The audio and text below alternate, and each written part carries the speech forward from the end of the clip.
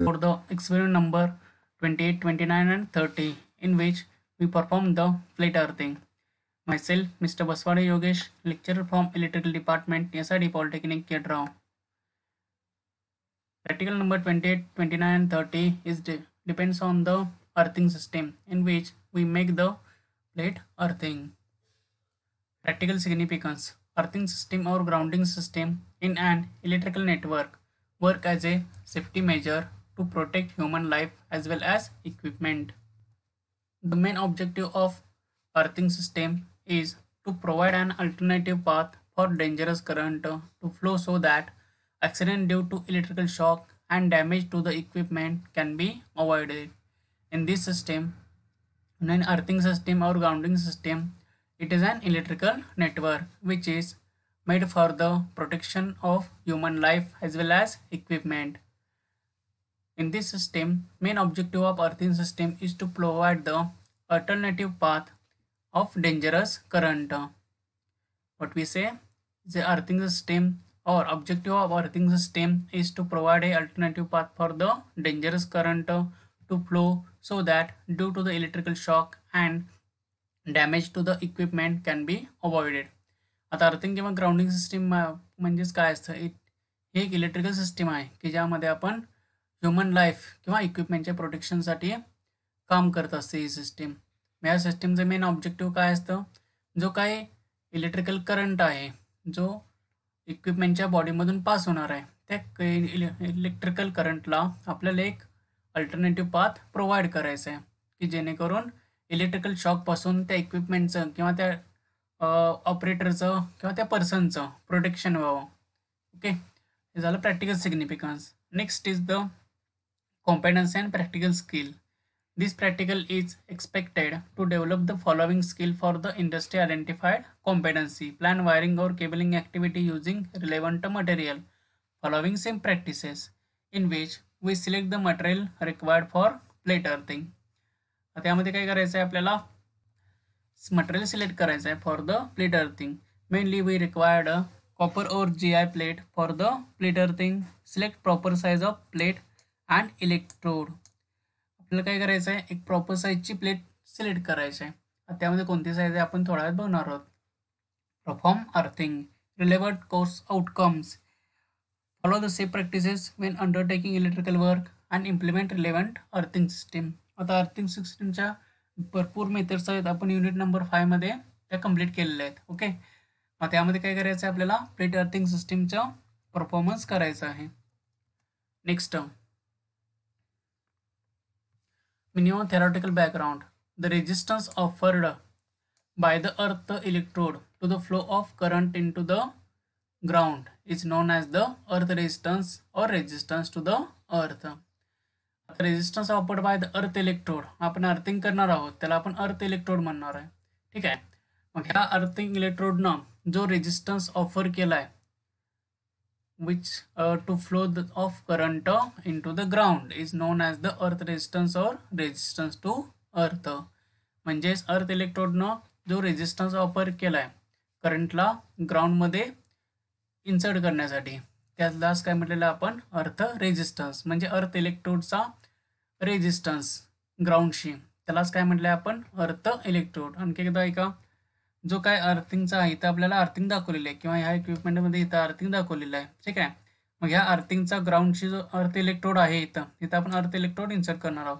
मग ह्या अर्थ इलेक्ट्रोडचा जो ग्राउंडशी रेजिस्टन्स आहे त्यालाच काय म्हटलेलं आहे आपण अर्थ resistance.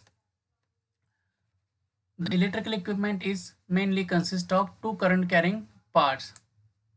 Electrical equipment consists of two current carrying parts. These parts is neutral of the system or frame of electrical equipment.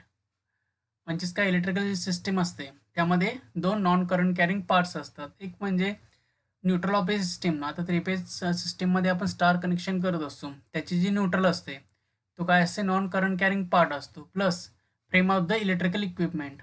Electrical इक्विपमेंटची फ्रेम म्हणजे मेटल बॉडी असते. कोणतं इक्विपमेंट घ्या, सपोज इलेक्ट्रिकल मोटर असेल, इलेक्ट्रिकल आयर्न असेल, घरामधले electrical equipments असतील, fridge, mixer, असे जे इक्विपमेंट्स आहेत किंवा इंडस्ट्रीमधल्या मशीन्स असतील, त्या मशीन्स काय त्याची जी मेटॅलिक बॉडी आहे त्याला आपण इलेक्ट्रिकल मोटर कनेक्ट केलेली आहे. अशा मेटॅलिक बॉडीला आपण नॉन करंट कॅरिंग पार्ट्स म्हटलेलं आहे. From the earthing of these two non-current carrying parts of the electrical system, earthing can be classified into two types: neutral earthing and equipment earthing. आता हे जे नॉन करंट कॅरिंग पार्ट्स आहेत, okay, त्यामध्ये fault झाल्यानंतर current येत असतो. मग तो करंट अवॉइड करण्यासाठी आपण काय करतं, या दोन नॉन करंट कॅरिंग पार्ट्सला इलेक्ट्रिकल अर्थिंग सिस्टीम प्रोव्हाइड करायचे. त्यामुळे इलेक्ट्रिकल अर्थिंग सिस्टीम आहे त्याचे दोन मेन पार्ट्स केलेत, एक न्यूट्रल अर्थिंग आणि second is the equipment earthing. Plate earthing is type of a earthing electrode where a plate, either copper or Gi or an Ms in some cases, are buried into the ground to serve as a grounding accessory for electrical system. आता याला आपण plate earthing करणार आहोत. Plate earthing म्हणजेच काय, आपण plate earthing plate as a electrode म्हणून consider करणार आहोत. म्हणजे त्या ठिकाणी एक कॉपर किंवा Gi किंवा Ms. Gi म्हणजेच काय, गॅल्वनाइज्ड आयर्न. Ms म्हणजेच काय, माइल्ड स्टील.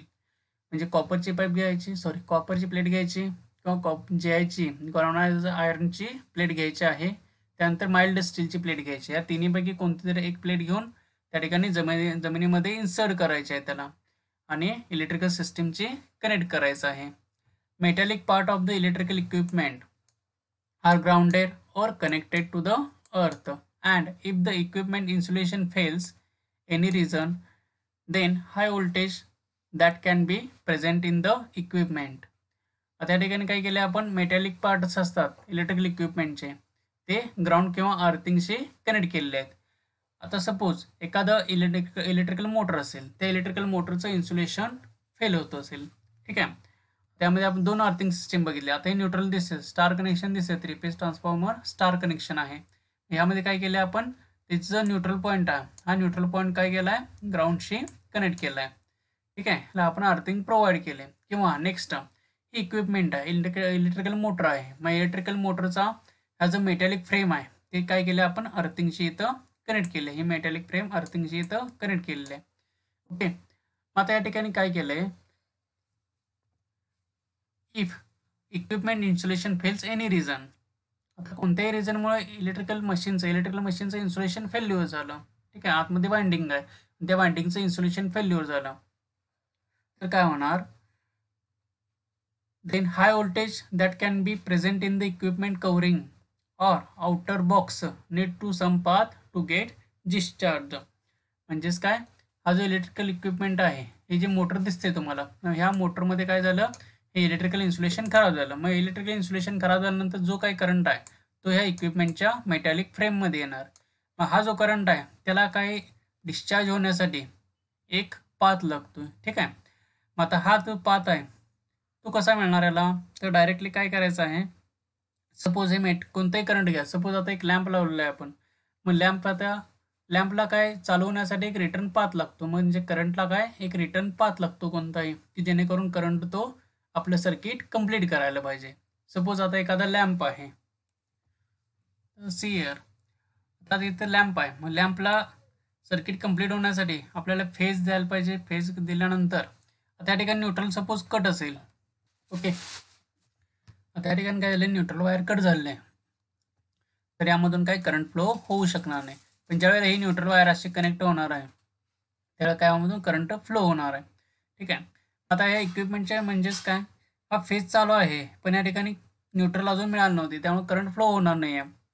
पण जशी याला न्यूट्रल मिळाली तसेच काय झाला, हा जो पाथ आहे तो इलेक्ट्रिकल पाथ कंप्लीट झालेला आहे. इथून आता सपोज इथं आपण AC सोर्स कनेक्ट केलं आहे, मग इथं जर न्यूट्रल वायर इथं कट असेल तर या ठिकाणी हा पाथ कंप्लीट होणार नाही, क्लोज्ड होणार नाही. पण ज्यावेळेला हे न्यूट्रल वायर आपण इथं कनेक्ट करेल त्यावेळेला काय होणार आहे, हा पाथ असेल तो पाथ कंप्लीट होऊन करंट फ्लो होणार आहे. म्हणजेच काय, करंटला कोणता एक पाथ लागतो की तो आपलं सर्किट कंप्लीट करेल.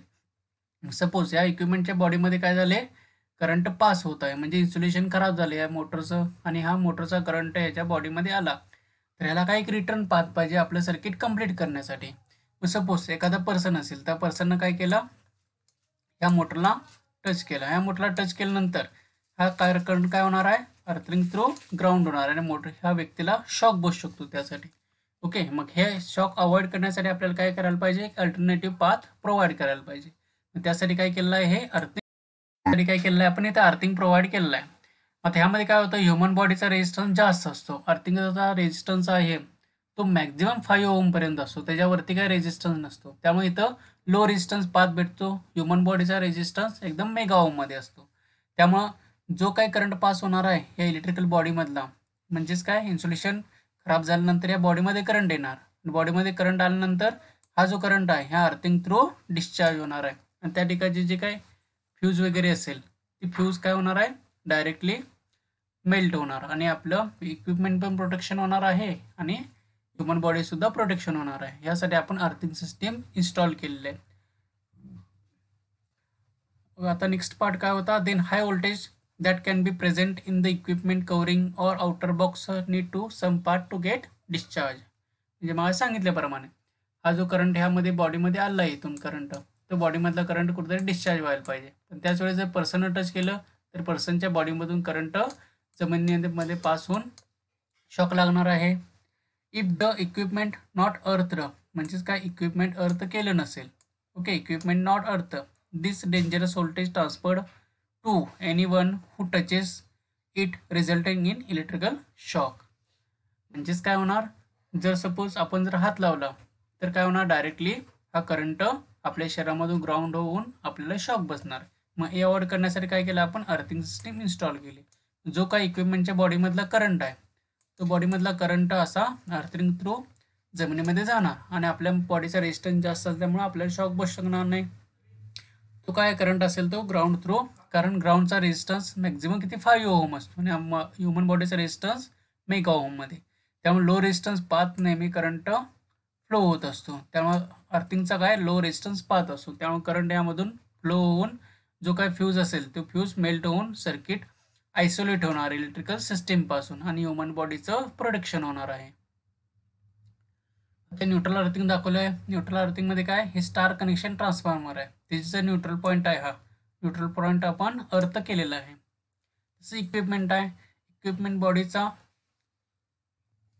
जी फ्रेम आहे मेटॅलिक फ्रेम, ती मेटॅलिक फ्रेम सुद्धा आपण अर्थ करतो. अशा दोन अर्थिंग सिस्टीम यूज करतो, एक तर न्यूट्रल अर्थिंग आणि second is equipment metal body earthing. Plate अर्थिंगचा सेटअप दाखवलेला आहे. ह्यामध्ये प्लेट आपण यूज केलेली आहे ती प्लेट किती आहे, 60 बाय 60 सेंटीमीटरची प्लेट आहे, दिलं आहे 60 centimetre bye 60 centimetre bye 3.18 mm ची कॉपर पाईप आहे.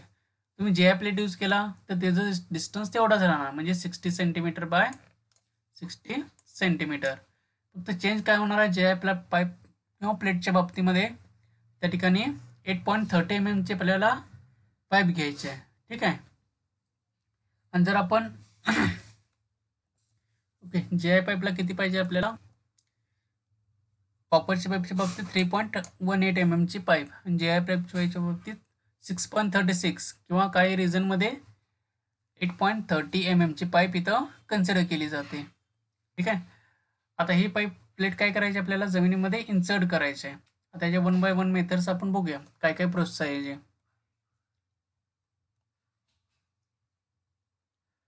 रिसोर्सेस रिक्वायर्ड, कॉपर और JI प्लेट, अर्थिंग पीट material, copper JI wire pipe, पीट डिगिंग इक्विपमेंट. म्हणजे आपल्याला काय काय लागणार, कॉपर किंवा JI ची अर्थिंग प्लेट लागणार आहे. अर्थिंग मटेरियल म्हणजे JI ची पाईप किंवा सॉल्ट, कोल, त्यानंतर अर्थ इलेक्ट्रोड, अर्थ वायर, अशा सिस्टीम लागणार आहेत.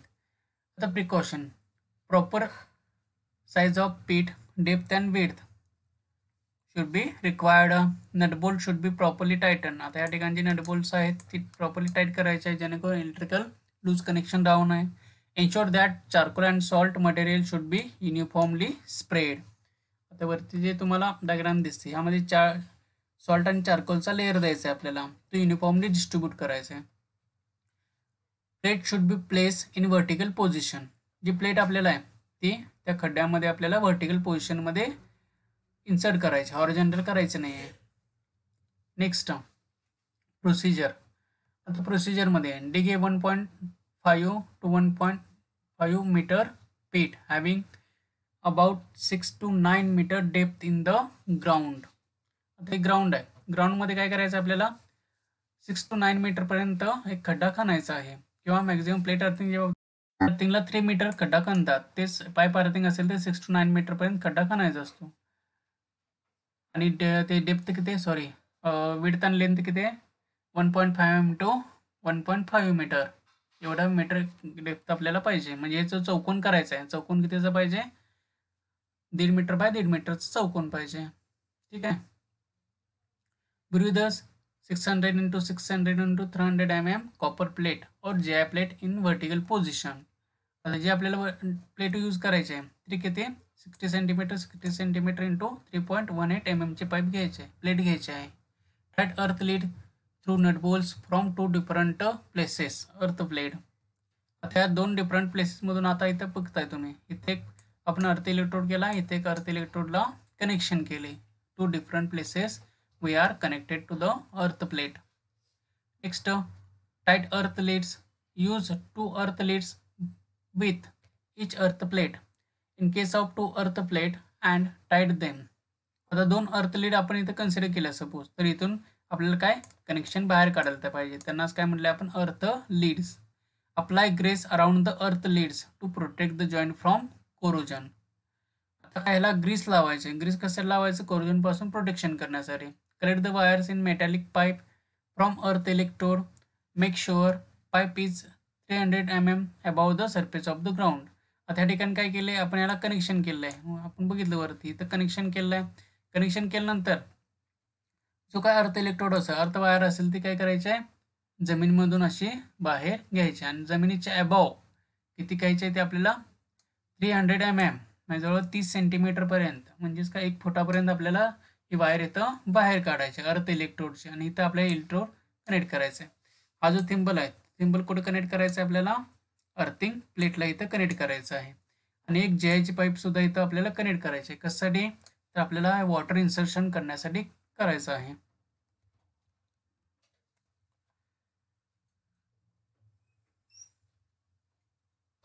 Put the 300 mm layer of powder charcoal, powder wood coal and salt mixture around the earth plate to maintain the moisture condition around the earth plate. आता जो इथे mention करताना इथं 300 mm दिलेलं आहे, पण ॲक्च्युली 900 mm पर्यंत पाहिजे, म्हणजे 90 सेंटीमीटर. तर 15 सेंटीमीटरचं आपल्याला काय करायचं आहे, चारकोल आणि सॉल्टचा लेअर द्यायचा आहे. म्हणजे पहिल्यांदा सपोज चारकोल किंवा सॉल्ट, जास्त करून चारकोल देतात. चारकोल नंतर सॉल्ट 15 सेंटीमीटर, पुन्हा चारकोल, पुन्हा सॉल्ट, पुन्हा चारकोल, असं 1 by 1 लेअर देत जातात. पण आता नवीन सिस्टीममध्ये शक्यतो दोन्ही मिक्सिंग करून आतमध्ये इन्सर्ट केलं जातं. Next, use thimble and nut bolt to connect tightly wires to bed place of machine. आता हे थिंबल तुम्हाला इथे दाखवलं आहे, हे थिंबल आपल्याला यूज करायचं आहे. हे काय केले, कॉपर प्लेट और JI प्लेटला हे थिंबल थ्रू आपण कनेक्शन दिलेलं आहे. म्हणजे नटबोल्टच्या सहाय्यानं आपण हे थिंबल याला कनेक्ट केलेलं आहे प्लेटला, आणि तिथून अर्थ इलेक्ट्रोड म्हणजे अर्थ वायर बाहेर काढलेला आहे ह्या JI पाईपमधून. ही JI पाईप कितीची आहे, 12.7 mm ची आहे. आणि ही जी JI पाईप आहे ज्यामधून आपण वॉटर इन्सर्शन करणार आहोत ती 19 mm ची JI पाईप आहे. Okay. Then each machine should be earthed from 2 different places. आता या ठिकाणी अर्थ मशीन आहे सपोज, आता एका ठिकाणी केले, पण शक्यतो हे 2 ठिकाणाहून आपल्याला अर्थिंगला कनेक्ट करायचे आहे.